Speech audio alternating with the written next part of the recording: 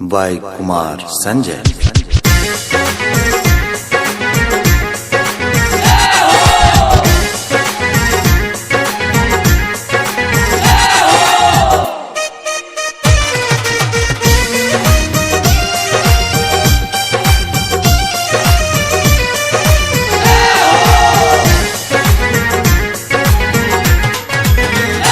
जदी बोलबा तू जय जय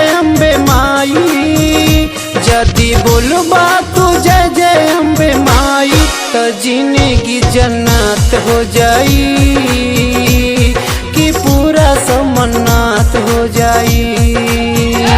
पूजे धरती अंबर नर नारी, पूजे धरती अंबर नर नारी का जिंदगी जन्नत हो जाई कि पूरा समन्नत हो जाई।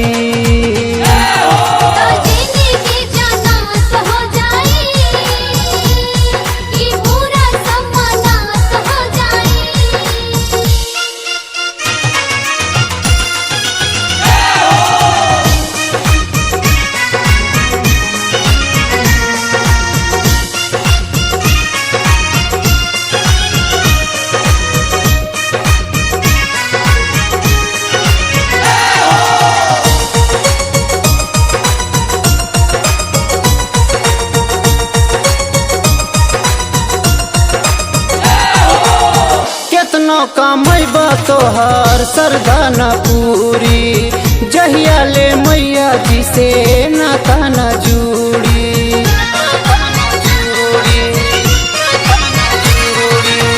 कितना कमैबा तोहर सरदा न पूरी, जहिया ले मैया जी से नाता न जुड़ी।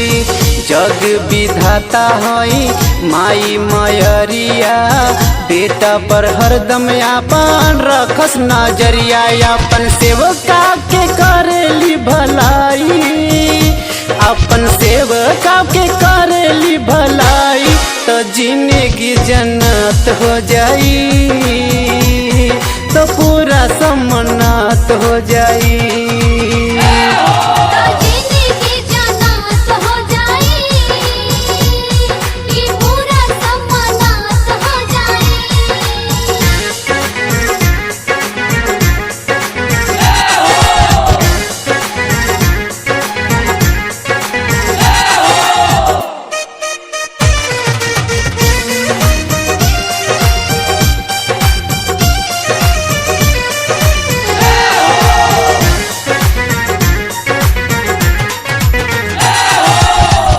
जब होता इनका भक्तन पे हानि, तब तब प्रदान कर सुख महारानी।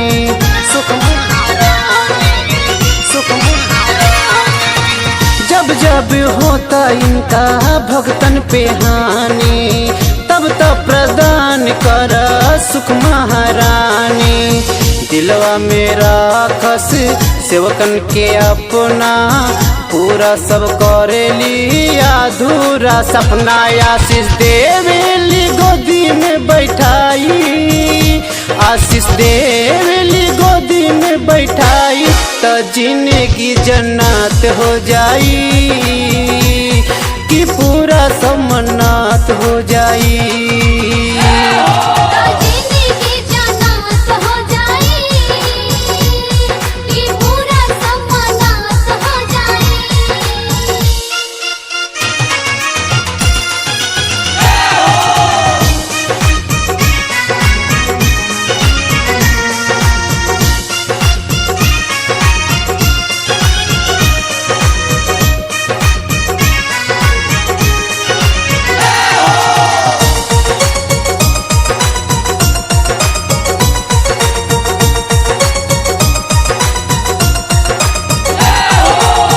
राज से राज कर से करो बंदन, रंजन लगावे हो ही नाम के चंदन।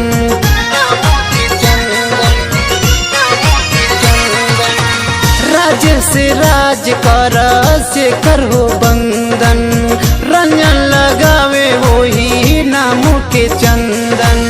शिवलोचन गावे माई के जागरण माई के पूजा करत लगा के मन पूरा भक्ति के रंग में रंगाई पूरा भक्ति के रंग में रंगाई तो जिंदगी जन्नत हो जाई कि पूरा समन्नात हो जाई।